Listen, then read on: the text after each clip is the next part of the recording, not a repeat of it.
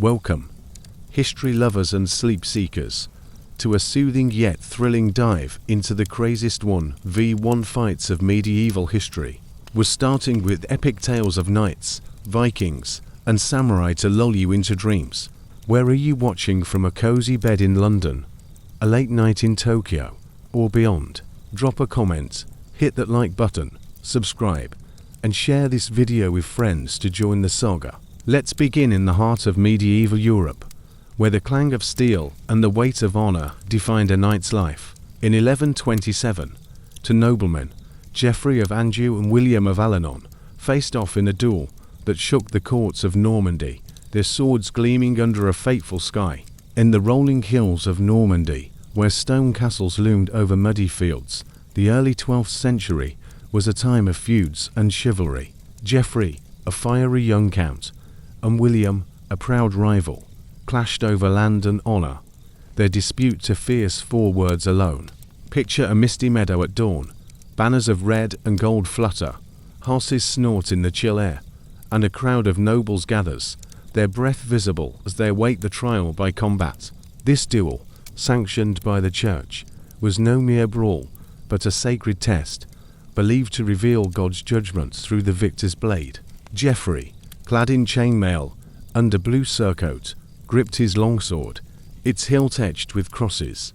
Across the field, William, his shield bearing a lion, stood ready, his eyes narrowed under a steel helm.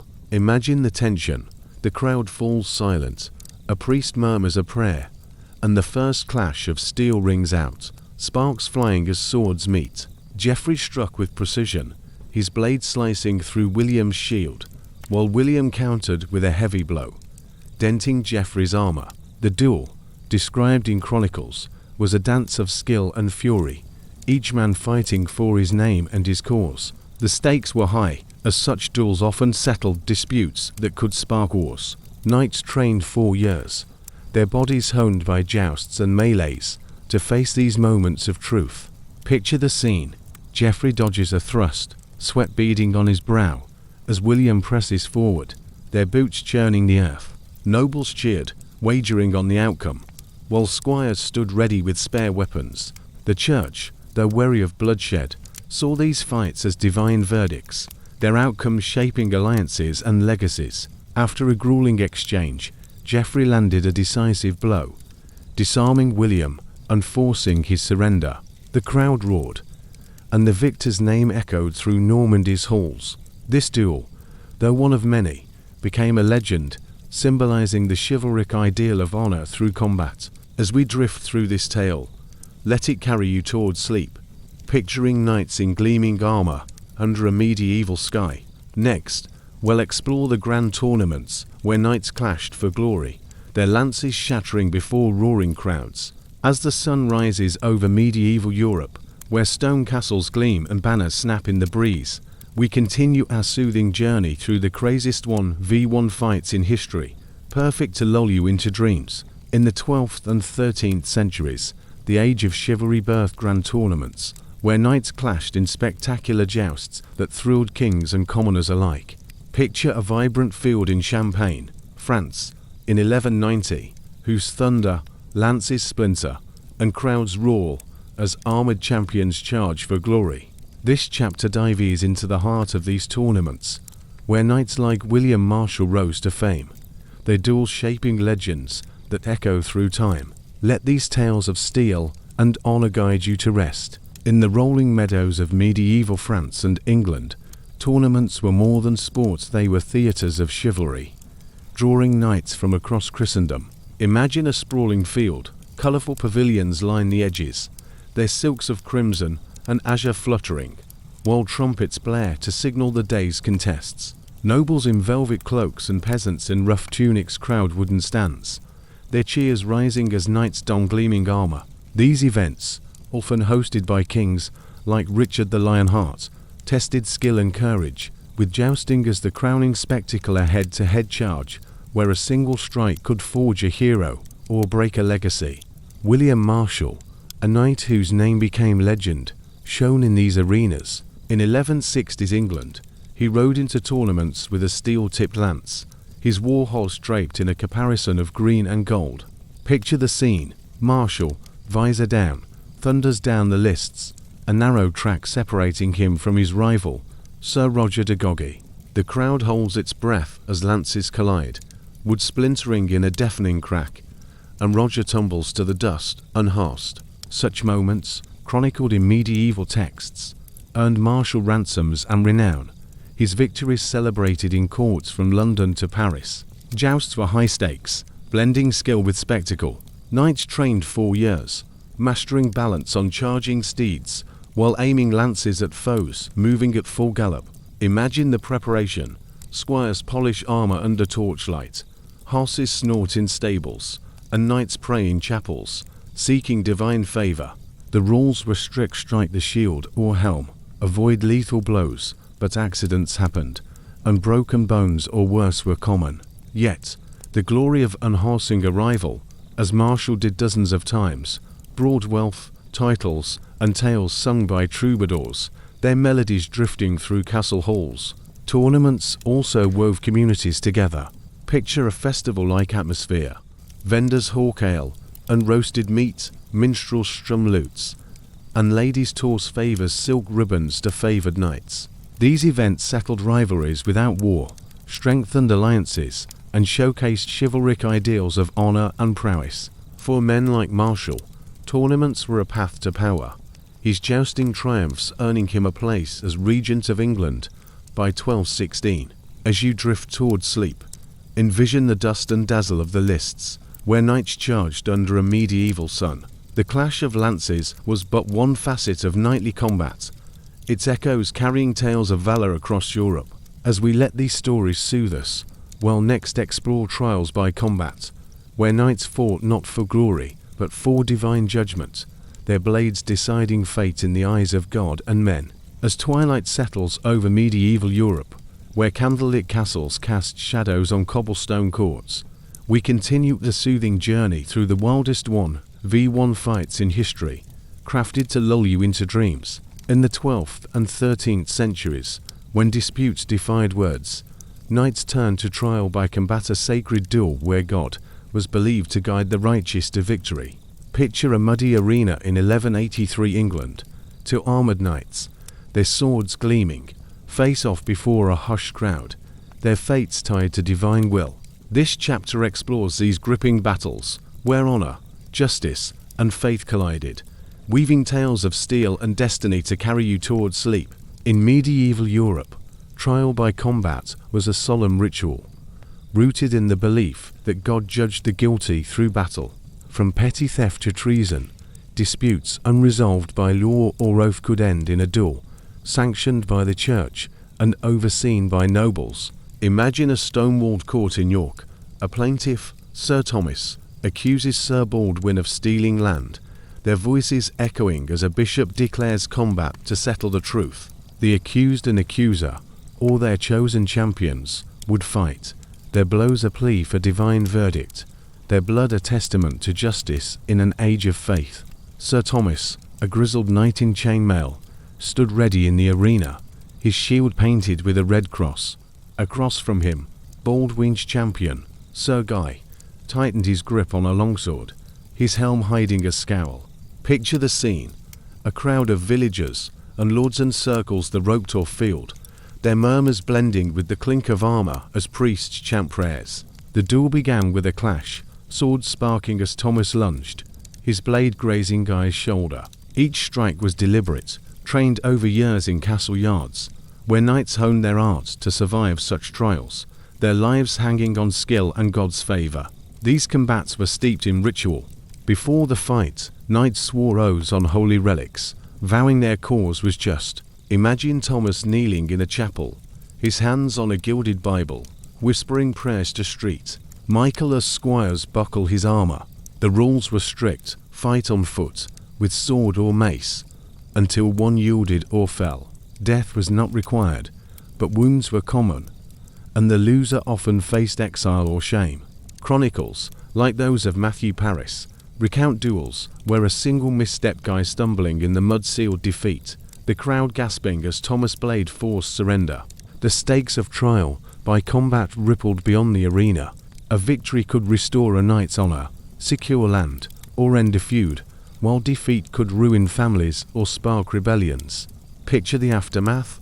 Thomas, bloodied but triumphant, kneels before the bishop, his land restored, as Baldwin's kin slink away, their name tarnished. These duels, though fading by the 14th century as courts grew stronger, shaped medieval justice, blending faith with ferocity. As you drift toward sleep, envision the arena's dust settling, the clash of steel fading into dreams. The trials by combat were a cornerstone of knightly honor, their echoes resonating in medieval lore. As we let these stories soothe us, we'll next explore personal vendettas, where knights fought not for God's judgment, but for vengeance, their blades carving paths through feuds that burned across Europe's courts.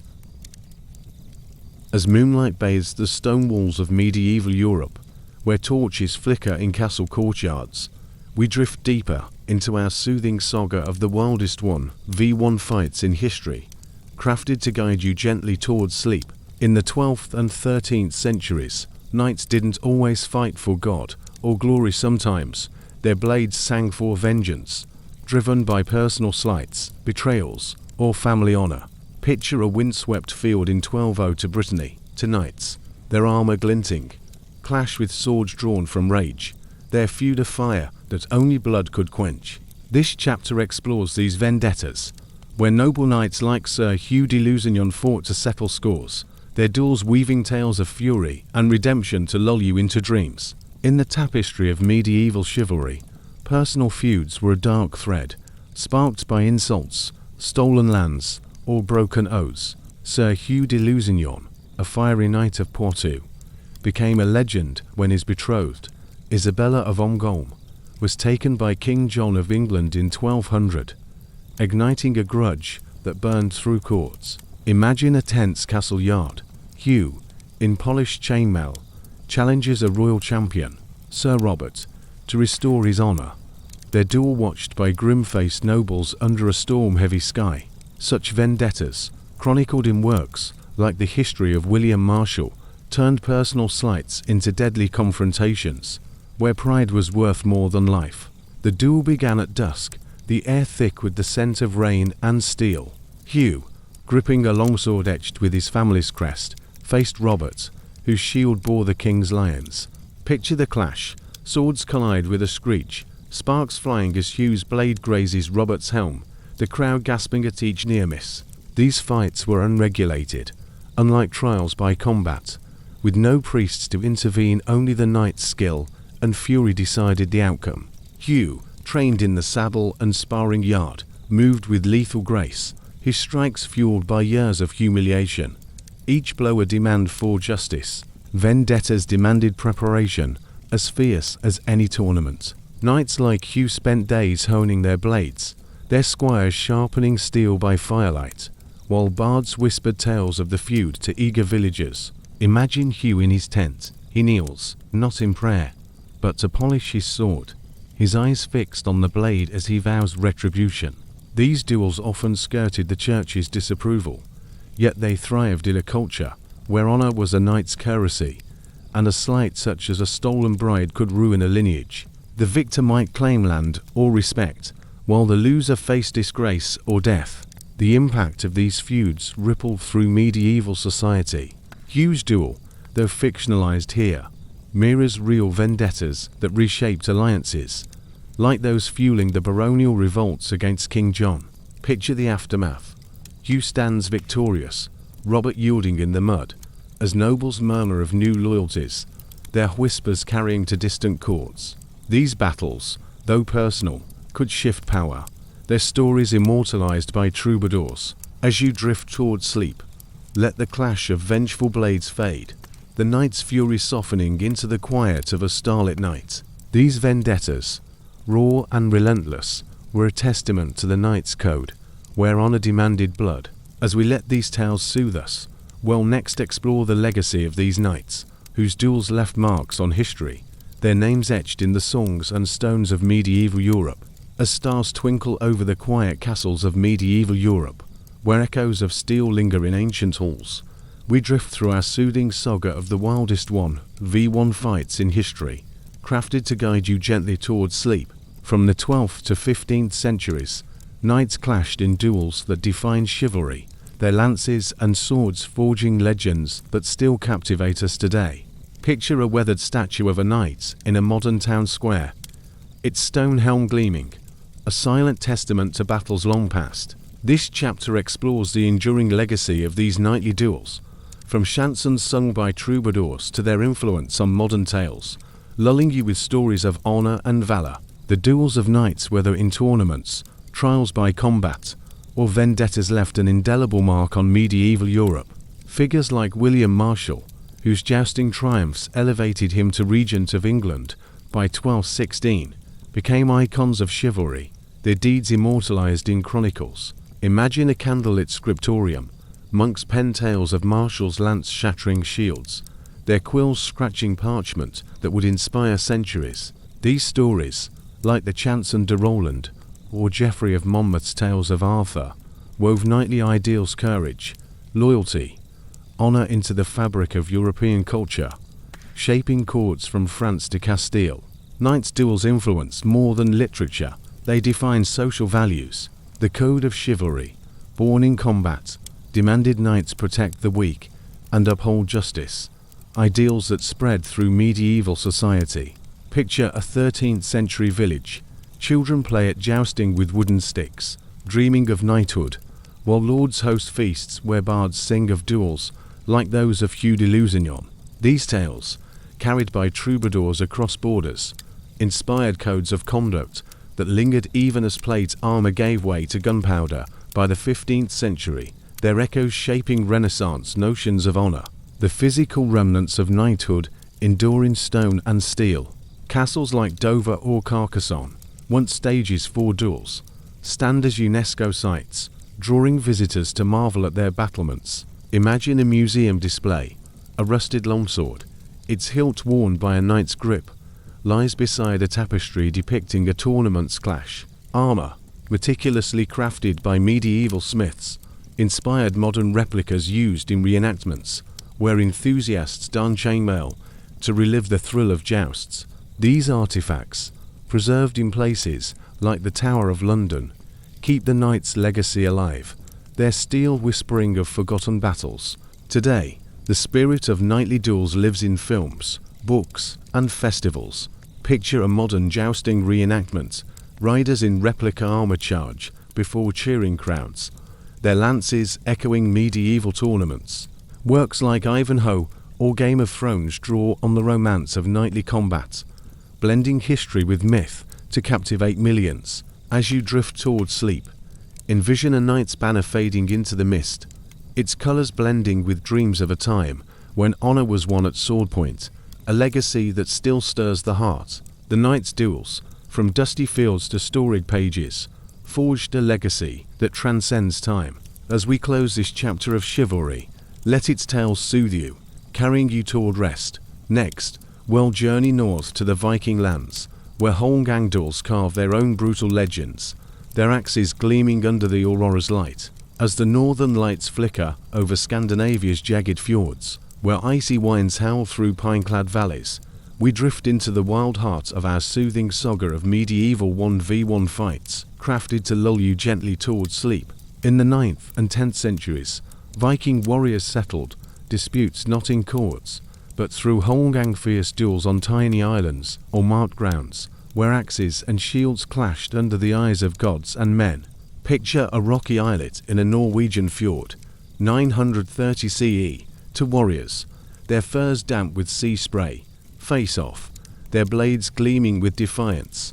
This chapter dives into the raw world of Holmgang, where honor was won or lost in blood, guiding you to rest with tales of Norse valor. In Viking society, Holmgang, meaning going to the island, was a sacred ritual to resolve feuds over land, insults, or debts, fought on a cloaked-off square or a small islet.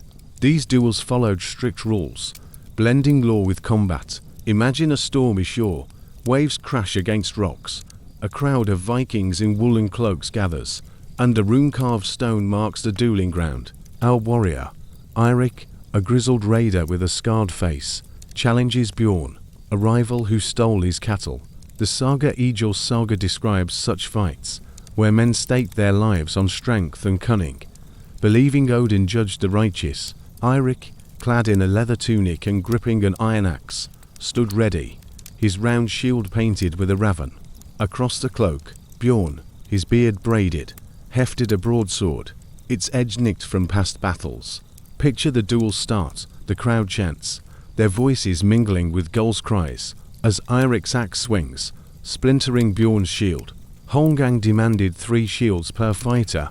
If all broke, the duel turned deadly, blades seeking flesh. Eirik's strikes, honed from years, raiding Anglo-Saxon coasts, were relentless, his footwork steady on the uneven ground, each blow a test of endurance under a grey sky.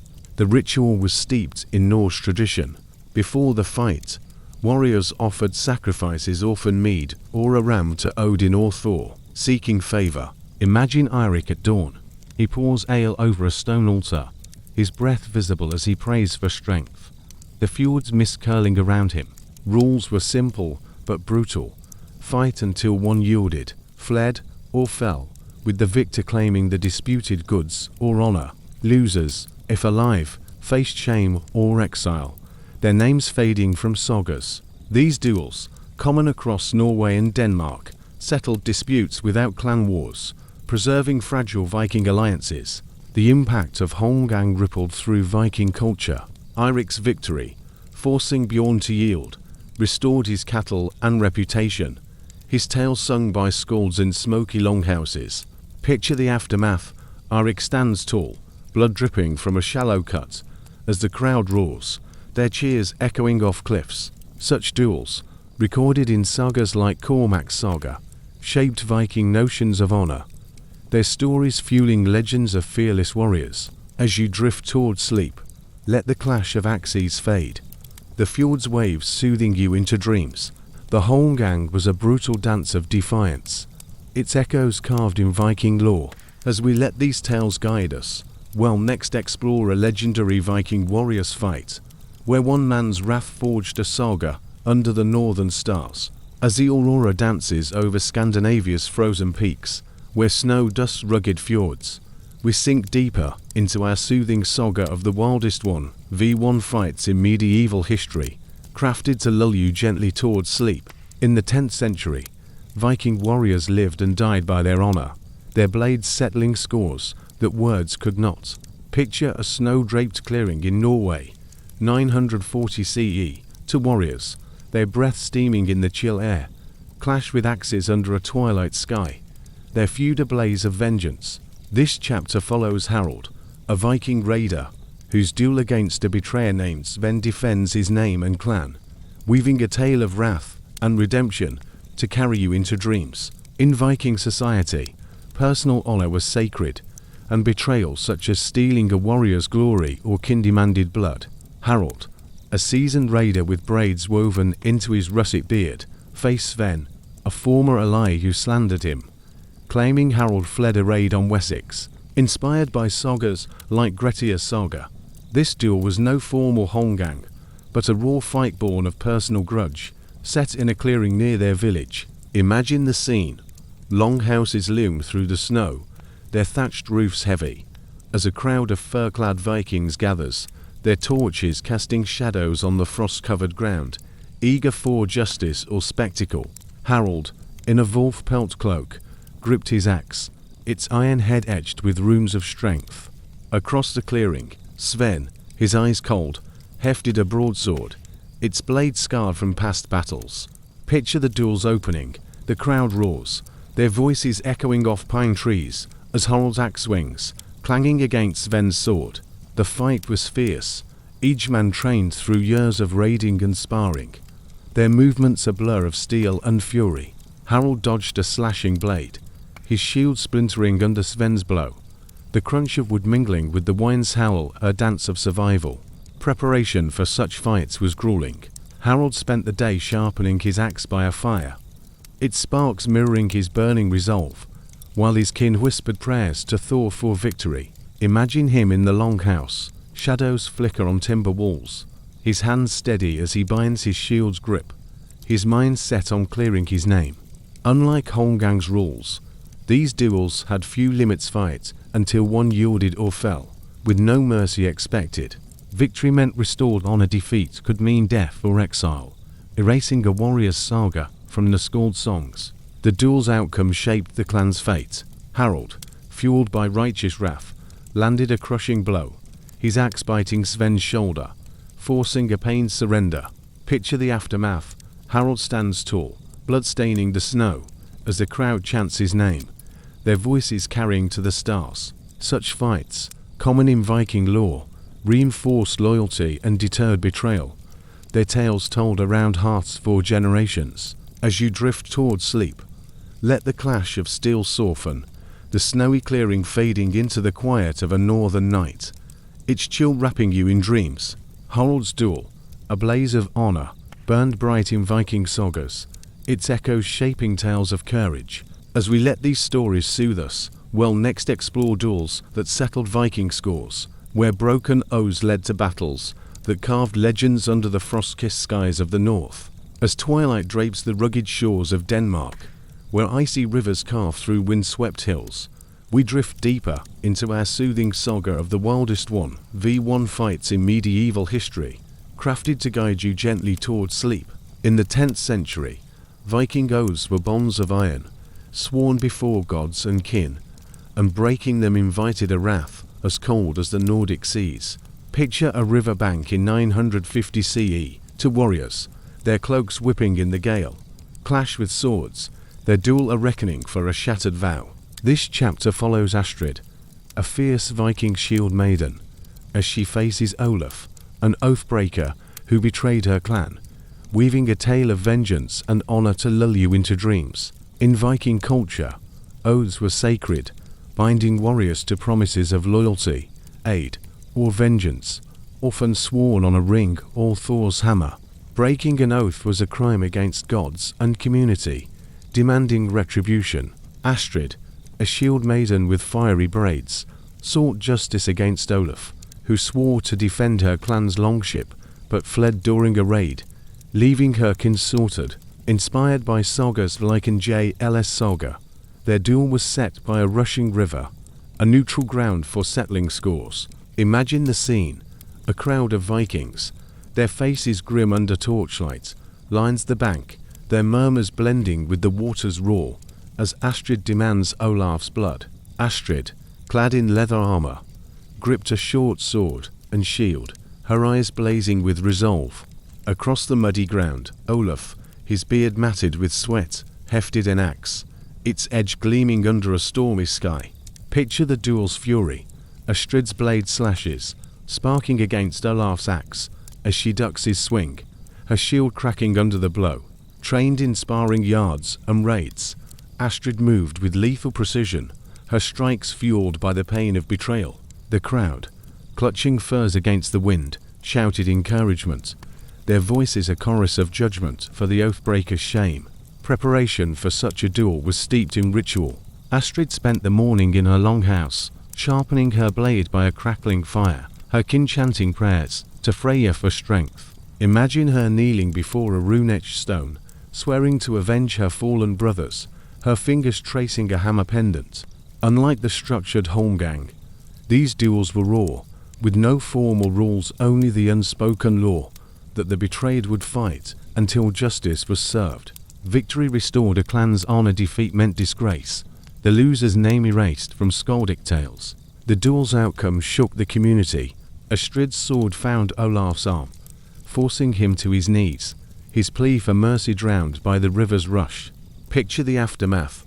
Astrid stands victorious, her blade blooded, as the crowd chants her name, their torches flaring in the dusk. Such fights, common in Viking Denmark, reinforced the sanctity of oaths, their stories echoing in longhouses where skalds sang of Astrid's triumph. As you drift toward sleep, let the river's roar fade, the clash of steel softening into the quiet of a starlit night, wrapping you in dreams.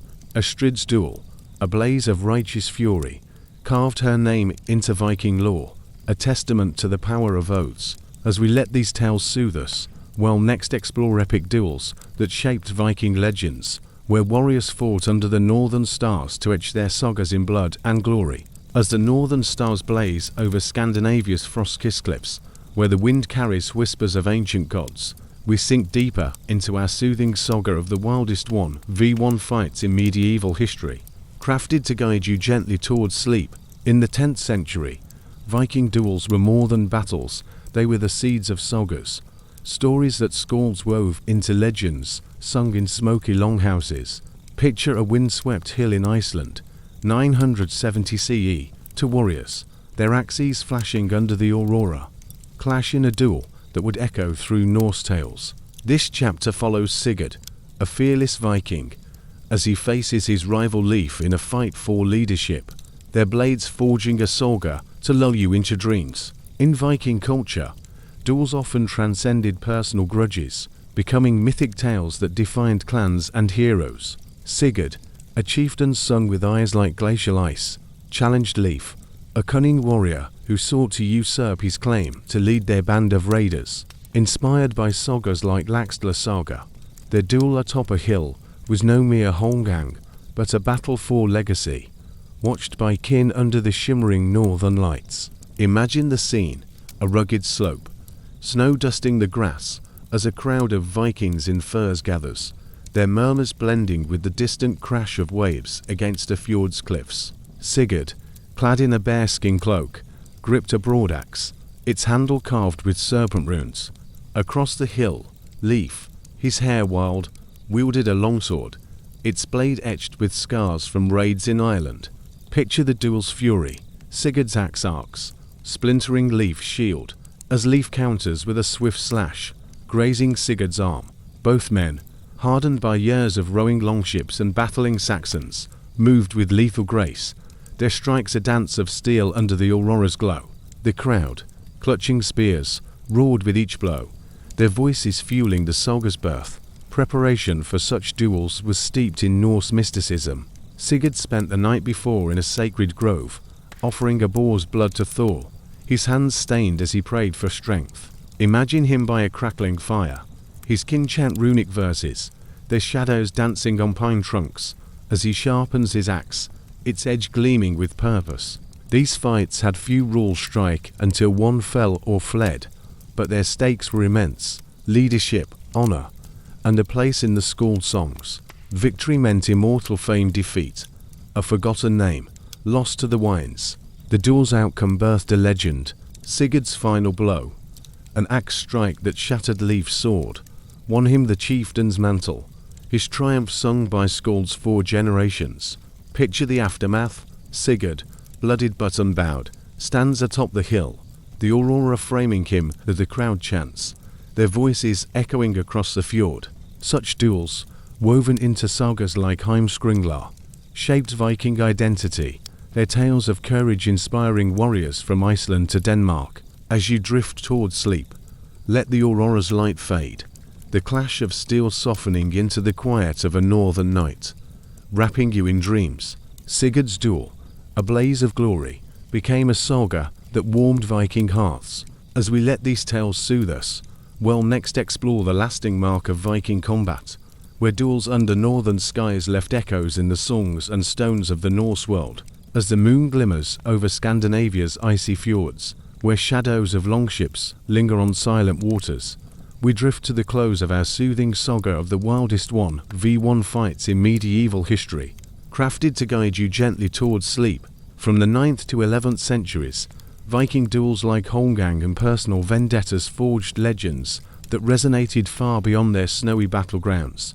Picture a weathered rune stone in modern Sweden, its carvings telling of warriors' clashes under Odin's gaze, their stories alive in our hearts. This chapter explores the enduring legacy of Viking combat, from sagas sung in longhouses to their echoes in today's world, lulling you with tales of Norse valor.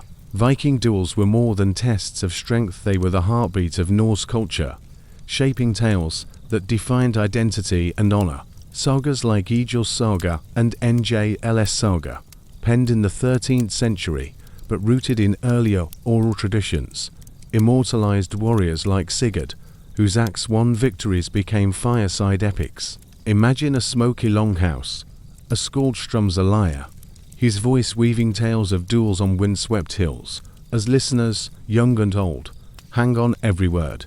These stories, carried from Iceland to Norway, instilled values of courage, loyalty, and vengeance, binding Viking communities through shared pride in their warriors' deeds. The influence of these duels stretched across medieval Europe. Viking raiders, honed by Holmgang, struck fear into Anglo-Saxon monasteries and Frankish towns, their combat prowess shaping conflicts like the Battle of Maldon in 991. Picture a Viking shield wall.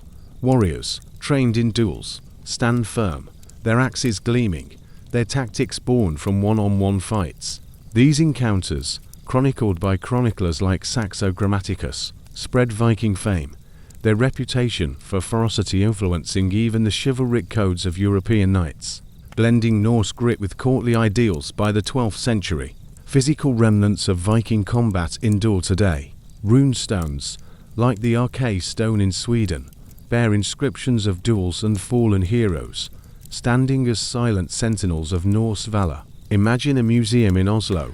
A rusted axe, its edge worn from battles, lies beside a saga manuscript, its parchment whispering of a Strid's triumph. Archaeological finds, from swords in Danish bogs to ship burials at Oseberg, reveal the tools and spirit of Viking warriors, drawing scholars and tourists to sites like Birka, a UNESCO treasure.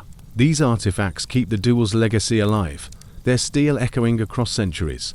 Modern culture embraces Viking combat through reenactments and media. Picture a festival in Norway. Enthusiasts in replica armor clash in mock Holmgang, their shields thudding as crowds cheer.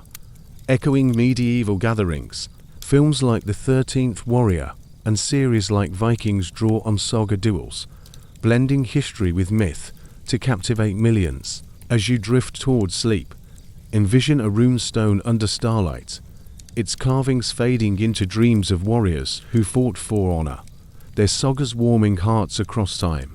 Viking duels, from bloody islets to skaldic verses, carved a legacy that still stirs the soul. As we close this Norse chapter, let its tale soothe you, carrying you toward rest. Next, we'll journey to feudal Japan, where samurai blades danced in duels of destiny, their steel flashing under the rising sun.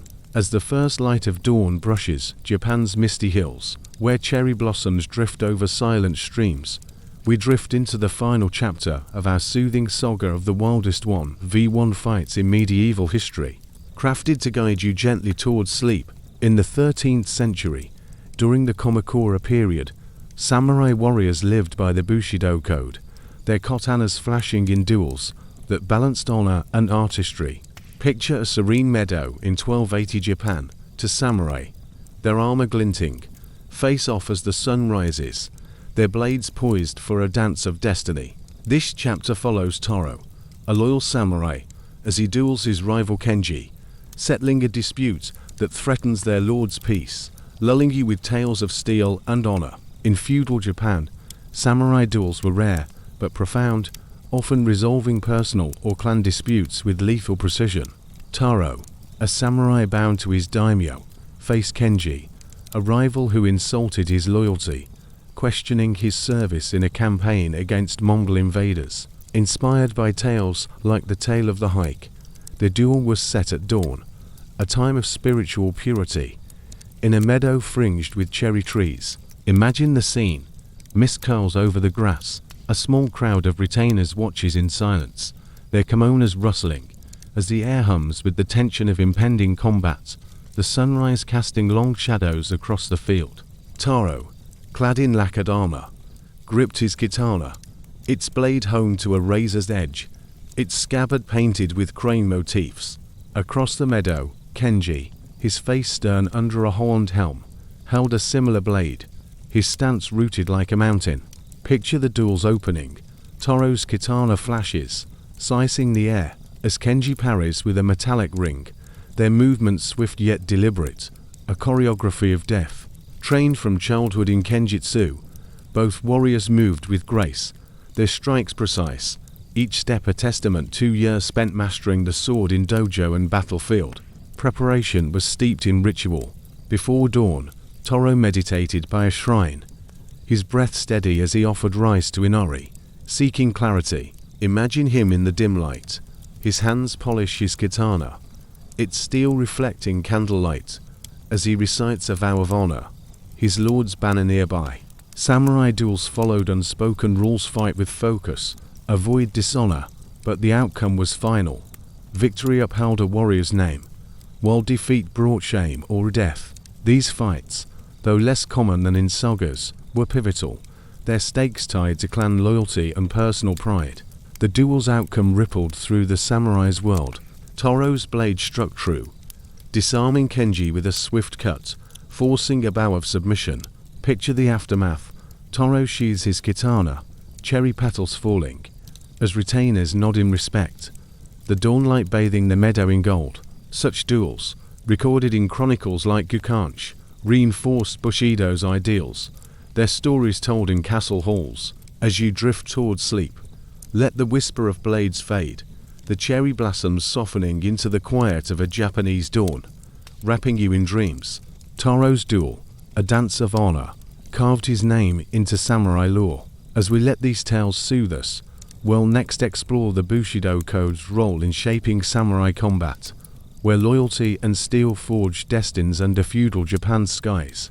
As dawn's mist clings to Japan's ancient hills, where temple bells hum through the quiet air, we sink deeper into our soothing saga of the wildest v1 fights in medieval history, crafted to guide you gently toward sleep. In the 13th century, during the Kamakura period, samurai lived by Bushido, a code of honor that shapes their every duel, infusing combat with discipline and reverence. Picture a bamboo grove in 1290 Japan. To samurai, their katanas gleaming, face off in a duel bound by duty, their blades singing of loyalty. This chapter follows Hiroshi, a steadfast samurai, as he duels his rival Nobu to uphold his lord's honor, weaving a tale of Bushido's grace to lull you into dreams. Bushido, the way of the warrior, demanded loyalty, courage, and self-discipline, guiding samurai in life and combat. Hiroshi, a samurai sworn to a Kyoto daimyo, faced Nobu, who challenged his lord's claim to a contested rice field, a slight that demanded a duel to restore honor. Inspired by chronicles like the Tale of the Hike, their combat was set in a grove at sunrise, a sacred space for Bushido's test. Imagine the scene. Bamboo sways in the breeze, a small group of retainers watches in silence, their silk robes catching the dawn's light as the air pulses with the weight of honor and steel. Hiroshi, in black lacquered armor, gripped his katana, its blade polished to mirror the rising sun. Across the grove, Nobu, his eyes calm under a crested helm, held a matching blade, his stance steady as a rooted pine. Picture the duel's elegance. Hiroshi's katana slices, a whisper of steel, as Nobu parries with a fluid block, their blades clashing in a sparklit dance. Trained in kenjutsu since boyhood, both warriors moved with precision, their strikes reflecting Bushido's balance of ferocity and control, each motion a meditation honed in dojo and battlefield. Preparation was a sacred rite. Hiroshi rose before dawn, meditating in a temple, his breath slow as he burned incense for Amaterasu, seeking clarity. Imagine him by a shrine, his hands trace his katana's hilt, its crane-etched scabbard glowing in candlelight, as he vows to embody Bushido's virtues. Duels followed strict etiquette bows before combat. No dishonorable strikes, but their stakes were grave. Victory upheld a samurai's duty, while defeat shamed his lord and lineage. These fights, though rare, were pivotal, their outcomes rippling through feudal hierarchies. The duel's resolution echoed Bushido's ideals. Hiroshi's blade, guided by focus, disarmed Nobu with a swift cut, forcing a respectful kneel. Picture the aftermath. Hiroshi stands still, bamboo rustling, as retainers bow, the sunrise painting the grove in gold. Such duels, noted in texts like Gen Monogatari, reinforced loyalty and honor, their stories told in castle halls by poets. As you drift towards sleep, let the hum of blades fade, the bamboo grove softening into the quiet of a Japanese dawn, wrapping you in dreams. Hiroshi's duel, a testament to Bushido, carved his name into samurai lore. As we let these tales soothe us, we'll next explore the rivalries of samurai warlords, where clashing blades and ambitions forged epic battles under the feudal skies of Japan. As twilight settles over Japan's rugged plains, where distant mountains frame a sky ablaze with fading light, we drift deeper into our soothing saga of the wildest one, V1 fights in medieval history. Crafted to guide you gently towards sleep, in the 13th century, during the Kamakura period, samurai warlords clashed in duels that shaped the fate of clans and provinces, their rivalries a storm of ambition and honor. Picture a windswept field near Kyoto in 1295, to samurai lords, their katanas gleaming, face off before a silent castle, their blades drawn for power and pride. This chapter follows Lord Masato, a fierce warlord, as he duels his rival Lord Kenta, settling a feud that threatens their region's peace, lulling you with tales of steel and destiny. In feudal Japan, samurai warlords, or daimyo, often settled disputes through single combat, their duels blending Bushido's honor with the hunger for dominance. Masato, a lord loyal to the Kamakura shogunate, faced Kenta, whose clan challenged his control over a vital trade valley. Inspired by chronicles like the Tale of the Hike, their duel was set at dusk, a time of balance, before a fortress shadowed walls. Imagine the scene. Banners of crimson and black flutter. A small retinue of warriors watches, their armor clinking softly, as the air hums with the weight of a rivalry that could spark war. Masato, in lacquered armor adorned with dragon motifs, gripped his katana, its blade a sliver of starlight. Across the field, Kenta, his face stern under a stag-horned helm, wielded a blade etched with waves, his stance unyielding. Picture the duel's intensity. Masato's katana arcs, a flash of steel, as Kenta counters with a deft parry, their blades ringing like temple bells. Both warlords, trained in kenjutsu and battle, moved with lethal elegance, their strikes a blend of fury and precision, honed through years of leading men and facing Mongol invasions. Preparation was steeped in samurai tradition. Masato spent the day in a castle courtyard, meditating under a cherry tree. Its petals falling, he offered sake to Amaterasu for victory. Imagine him at dusk, his retainers polish his armor, its lacquer gleaming, as he recites a poem of resolve, his katana resting beside him. These duels, though rare, carried immense stakes: control of lands, loyalty of vassals, or the shogun's favor. Victory strengthened a clan's power, defeat could mean ruin, with the loser's name fading from chronicles. The duel's outcome reshaped the region. Masato's blade, guided by skill, struck Kenta's arm, forcing a kneel of submission, the castle walls echoing with the clash end. Picture the aftermath. Masato stands tall, his katana sheathed, as retainers bow, the dusk sky painting the field in crimson. Such duels, noted in texts like Azuma Kagami, solidified clan hierarchies, their stories whispered in samurai halls. As you drift towards sleep, let the ring of blades fade, the castle's silhouette softening into the quiet of a Japanese night, wrapping you in dreams. Masato's duel, a storm of rivalry, forged his clan's legacy in feudal lore. As we let these tales soothe us, we'll next explore the samurai's enduring spirit, where their blades and ideals continue to inspire under the timeless skies of Japan. As moonlight bathes Japan's ancient shrines, where cherry blossoms drift like whispers of the past, we reach the final chapter of our soothing saga of the wildest one, V1 fights in medieval history. Crafted to guide you gently towards sleep, from the 13th century's Kamakura period to today, samurai duels, steeped in Bushido's honor, forged a legacy that resonates in Japan's culture and beyond.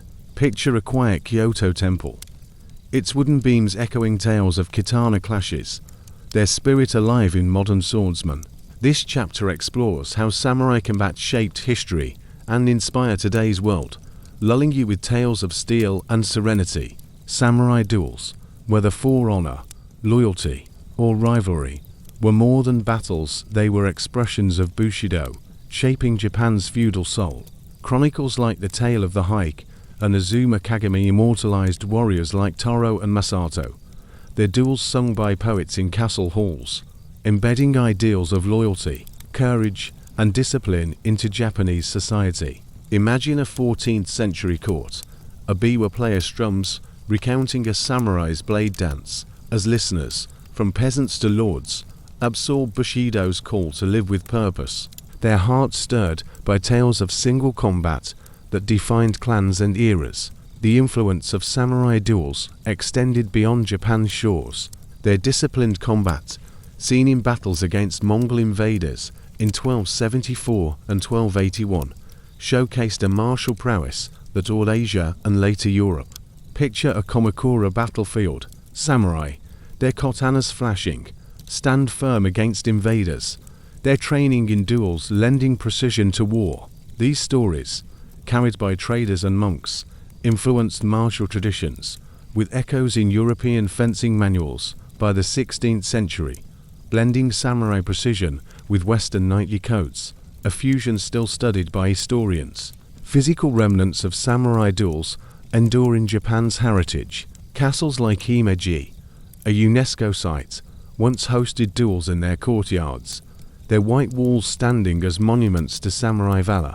Imagine a Tokyo museum, a lacquered samurai armor, its plates gleaming, rests beside a katana, its blade edged with centuries of honor. Archaeological finds, from sword guards in Kyoto to scrolls in Nara, draw scholars and tourists, preserving the samurai's legacy. These artifacts, displayed in places like the Tokyo National Museum, whisper of duels fought under cherry blossoms. Today, the samurai spirit thrives in martial arts and media. Picture a kendo dojo. Practitioners in bamboo armor clash with shinai, their strikes echoing medieval kenjutsu, keeping Bushido's discipline alive. Films like Seven Samurai and series like Shogun draw on dual tales, blending history with drama to captivate global audiences. Modern festivals in Japan reenact samurai combats, their katanas flashing before cheering crowds, a nod to the past. As you drift towards sleep, envision a kendo strike fading, the temple's calm wrapping you in dreams of samurai who lived and died by their blades. The samurai's duels, elegant and fierce, carved a legacy that still inspires. As we close this tale of blades, let its serenity soothe you, carrying you toward rest. Next, we'll reflect on all our medieval duels knights, Vikings, samurai whose echoes of honor linger under timeless skies, guiding us to dreams. As twilight sweeps across the endless steppes of Central Asia, where golden grasses sway under a boundless sky, we embark on a new chapter of our soothing saga of the wildest one. V1 fights in medieval history, crafted to guide you gently towards sleep. In the 13th century, during the rise of the Mongol Empire, warriors on horseback settled disputes with blades and bows, their duels a testament to tribal honor. Picture a windswept plain in 1220 Mongolia. To warriors, their curved swords glinting, face off amid galloping hooves, their clash echoing across the steppe. This chapter follows Beta, a Mongol tribesman, as he duels his rival Taimur to defend his tribe's honor, lulling you with tales of steel and courage. In the Mongol Empire, under Genghis Khan's iron rule, tribal unity was paramount, but disputes over grazing lands or stolen horses sparked fierce duels. Beta, a young warrior from the Karaite tribe, faced Taimur, a rival from a neighboring clan, who accused Beta's kin of rustling livestock, a grave insult. Inspired by accounts in the secret history of the Mongols, their duel was set on a vast plain, a neutral ground for settling scores. Imagine the scene.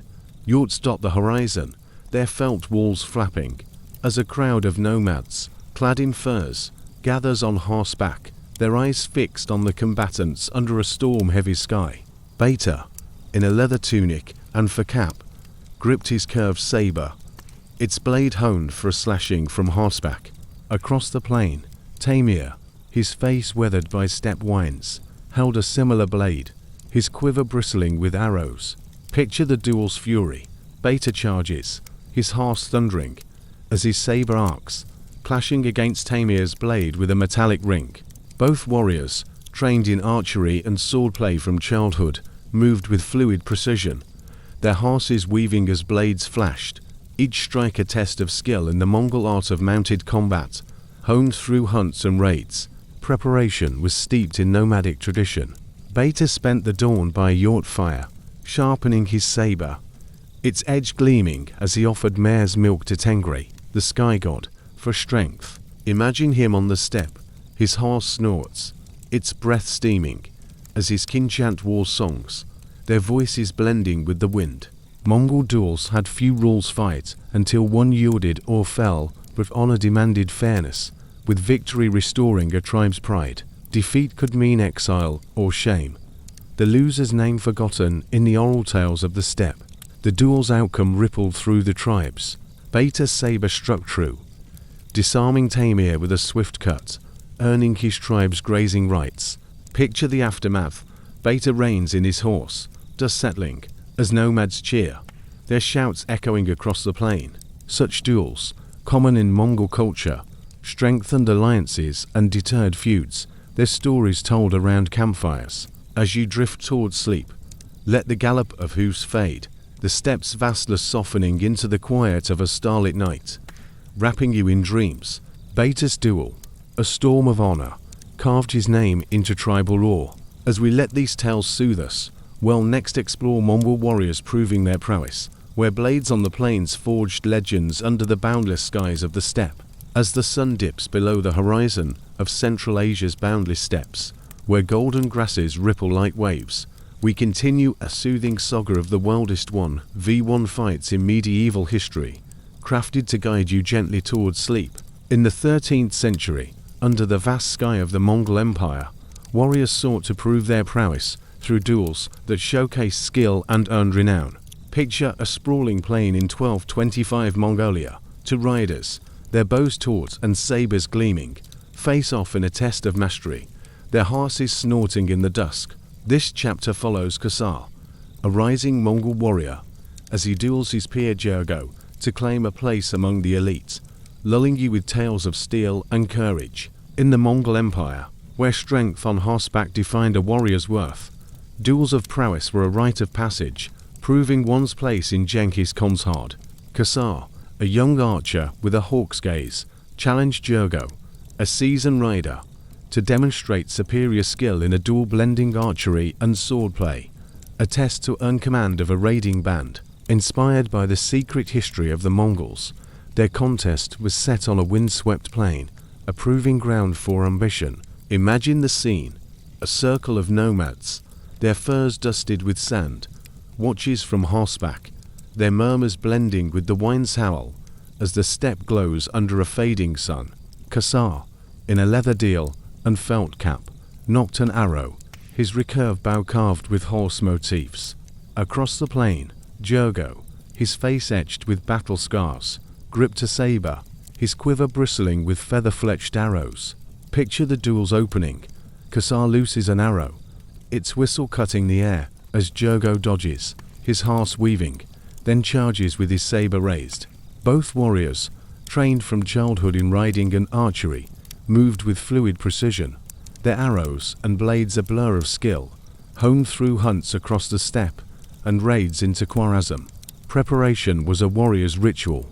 Khazar rose at dawn, tending his horse by a yurt's fire, its mane braided as he whispered to Tengri for focus. Imagine him on the steppe, his fingers test his bowstring, its tension singing, as his kin beat drums, their rhythm steadying his heart. These duels had simple stakes: prove your skill, or yield, yet victory brought rank and respect, while defeat meant obscurity among the horde. Such contests, common among Mongols, sharpened their warriors, their skills key to conquests from China to Persia.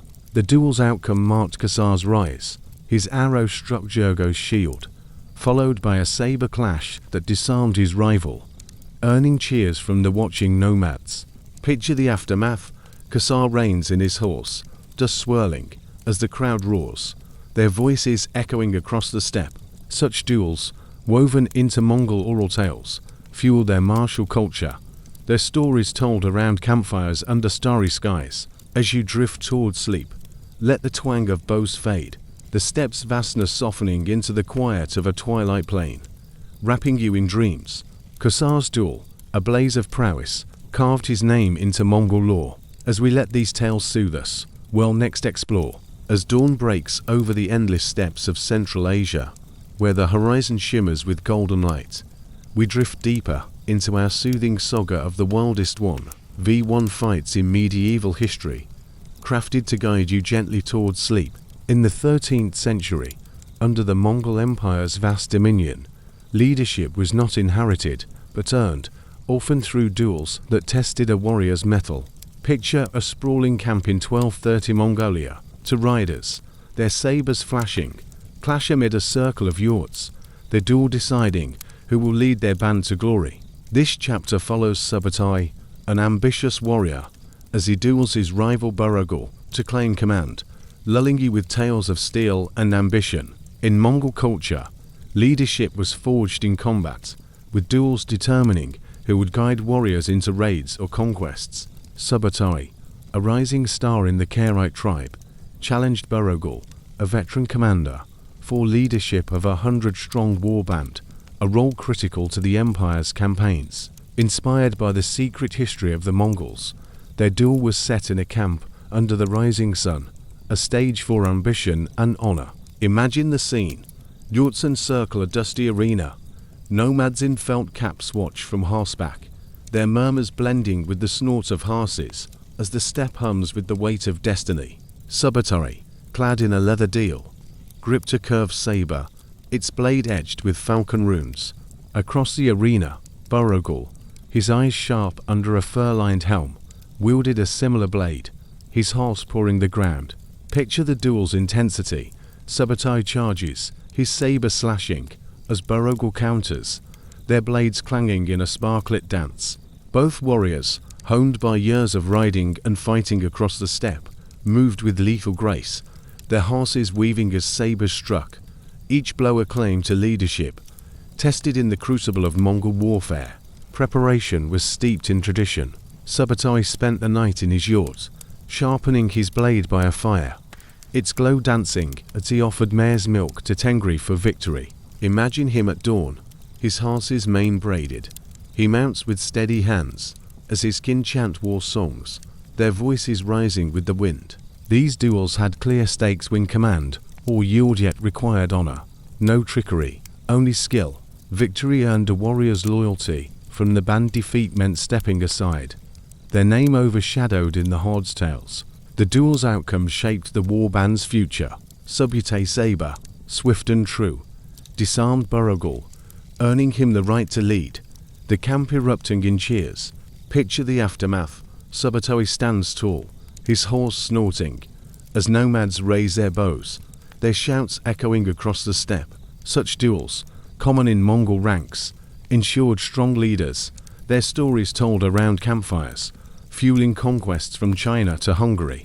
As you drift towards sleep, let the clash of sabers fade, the steppe's vastness softening into the quiet of a dawn-lit plain, wrapping you in dreams. Subutai duel, a blaze of ambition, carved his path to leadership. As we let these tales soothe us, we'll next explore duels against rival tribes, where Mongol blades clash to assert dominance under the boundless skies of the empire. To explore, as the wind howls across the boundless steppes of Central Asia, where dust swirls under a crimson sunset, we drift deeper into our soothing saga of the wildest one, V1 fights in medieval history, crafted to guide you gently towards sleep.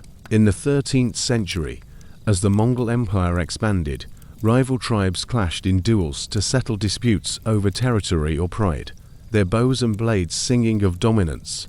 Picture a rocky ridge in 1235 Mongolia. Two warriors, their arrows whistling and sabers flashing, face off amid tribal banners, their duel a storm of rivalry. This chapter follows Temujin, a fierce Mongol, as he duels his rival Altan from a neighboring tribe, lulling you with tales of blood and honor. In the Mongol Empire, tribal rivalries often erupted over grazing lands or stolen glory, with duels serving as a way to avoid full-scale war. Temujin, a warrior of the Merkid tribe, faced Altan, a Nayman tribesman who claimed Temujin's kin raided their herds, a slight that demanded blood. Inspired by the secret history of the Mongols, their duel was set on a ridge overlooking the steppe, a neutral ground for settling scores. Imagine the scene: tribal banners of wolf and eagle flap in the wind, a crowd of nomads on horseback watches, their fur caps dusted with sand, as the air hums with the tension of clashing prides. Temujin, clad in a leather deal, nocked an arrow in his recurved bow, its wood carved with steppe motifs. Across the ridge, Altan, his face grim under a felt helm, gripped a curved saber, his quiver bristling with arrows. Picture the duel's fury.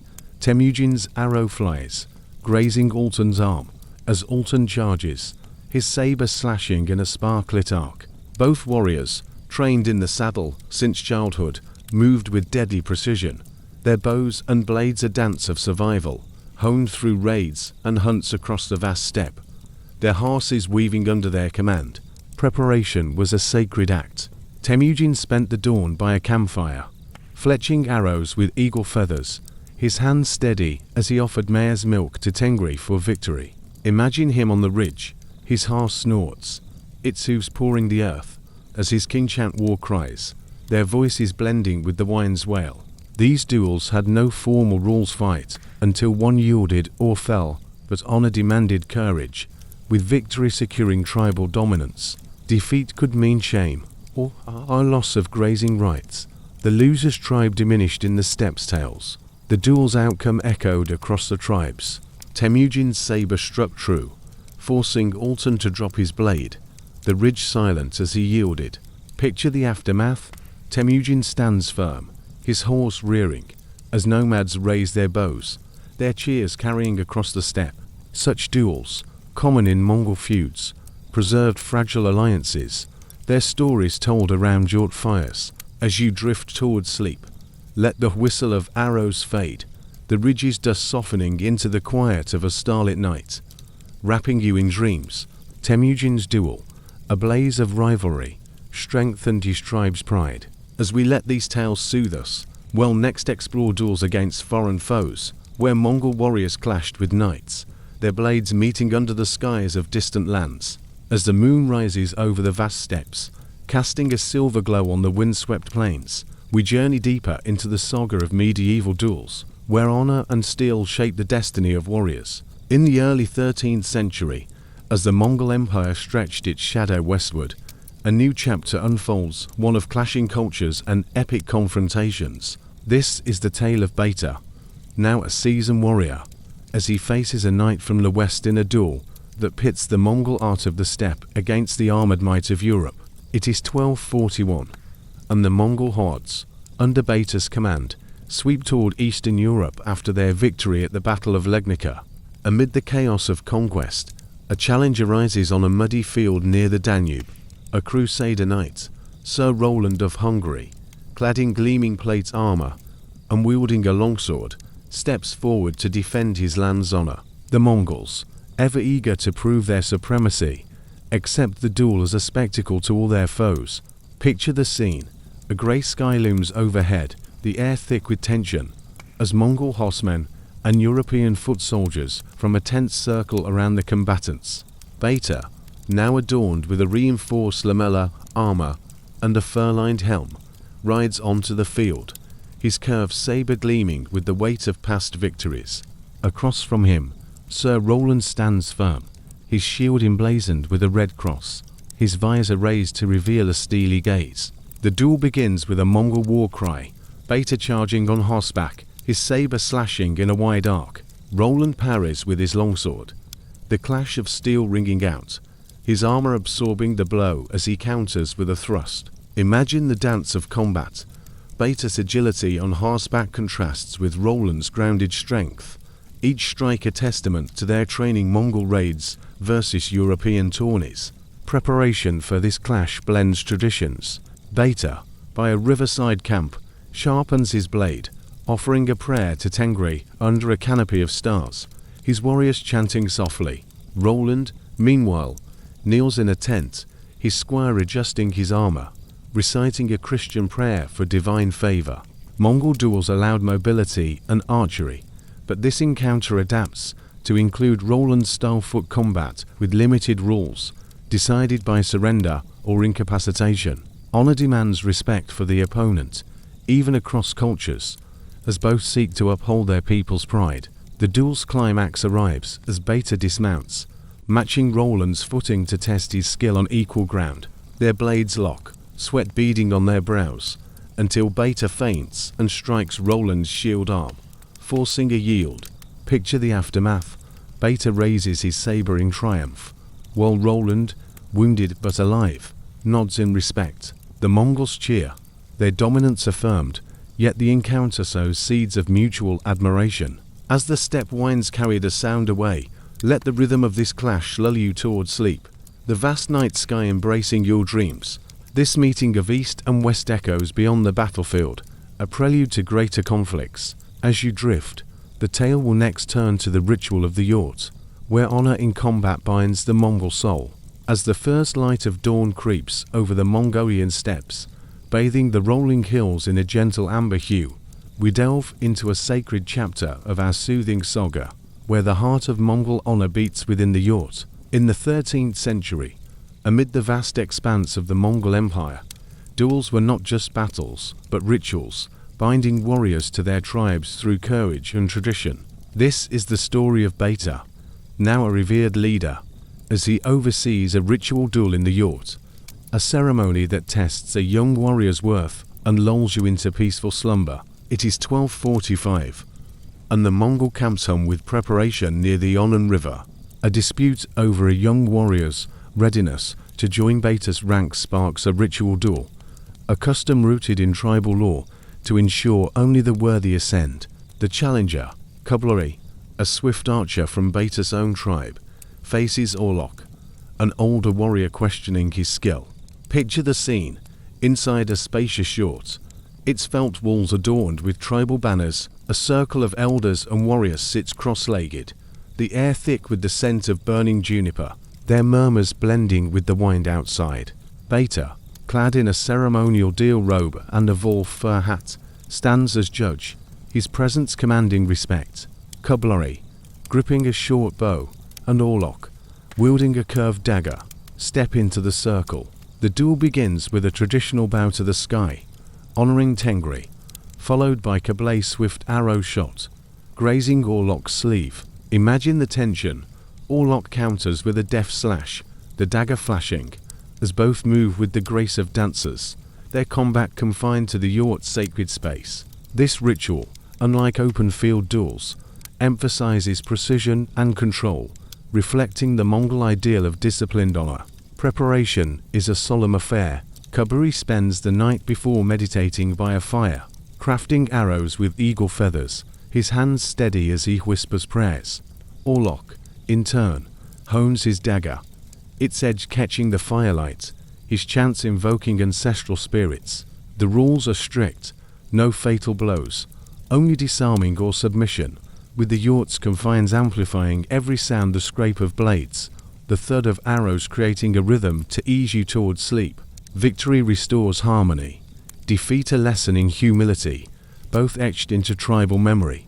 The duel ends as Kublai disarms Orlok with a well-placed shot, the dagger clattering to the felt floor. Picture the aftermath. Beta raises Kublai's hand, the elders nodding, their approval a soft hum. The tribe celebrates with mare's milk and songs, the Yort glowing warmly as night falls. This ritual, a cornerstone of Mongol life, reinforces unity and respect. As the fire crackles and the steppe's silence settles, let the tale's gentle cadence guide you into dreams.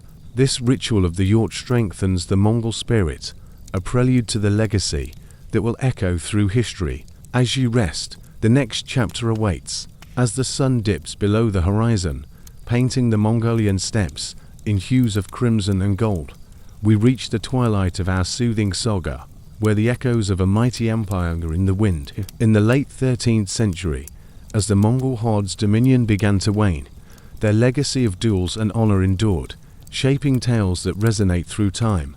This is the story of Beta's grandson, Temujin, as he defends the Mongol name in a final duel, guiding you gently into the quiet of sleep. It is 1290, and the Mongol Empire, once a thunderous force, faces pressure from rising powers in the west and east. Near the ruins of Karakoram, a challenge emerges from a Persian warrior, Emir Hassan, who seeks to prove his blade against the fading glory of the steppe. Picture the scene. A desolate plain stretches under a vast sky, scattered yurts marking the remnants of a camp. As Mongol riders and Persian horsemen gather, their anticipation a soft murmur against the evening breeze. Temujin I, inheriting Beta's strength, wears a weathered lamella armor and a helm adorned with eagle feathers, his curved saber a symbol of his lineage.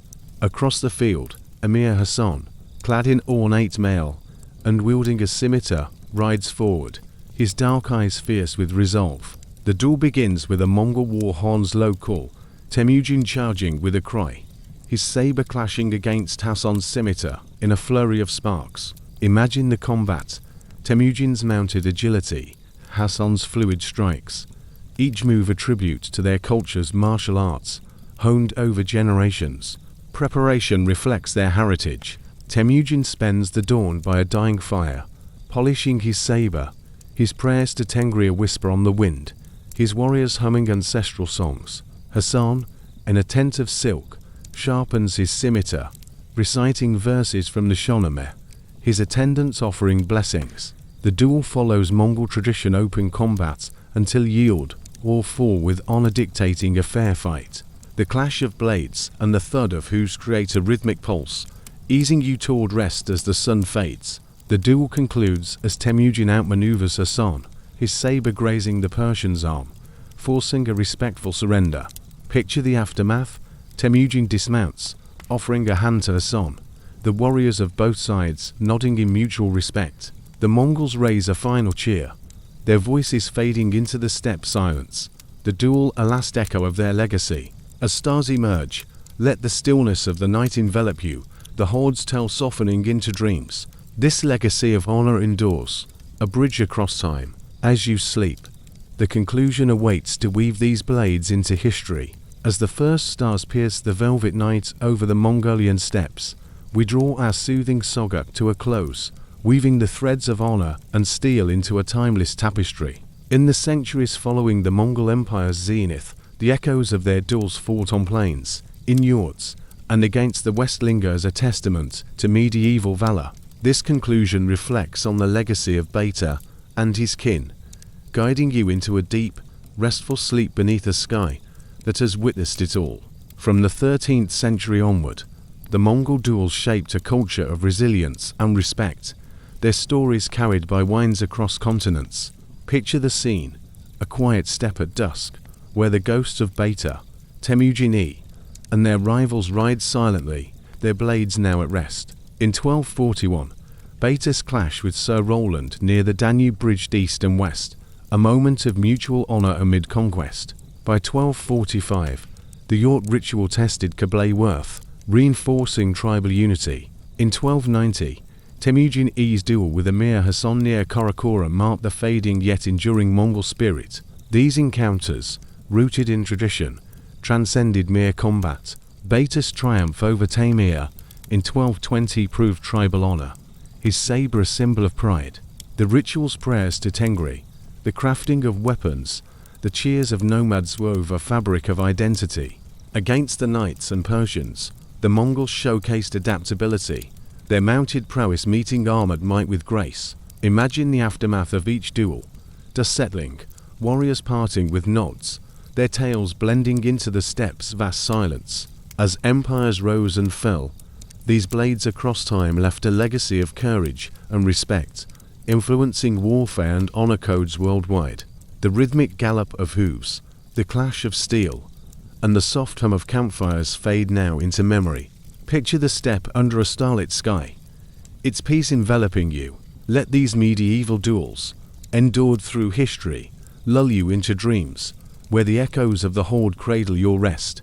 With this, our journey ends, but its spirit lives on. If you enjoyed this soothing tale, please subscribe to the channel, leave a comment, and share this video with others. What moment stood out to you the most? Was it Beta's fierce duel on the plains, the sacred Yurt ritual, or Temujin E's final stand? Let us know below. We'd love to hear your thoughts.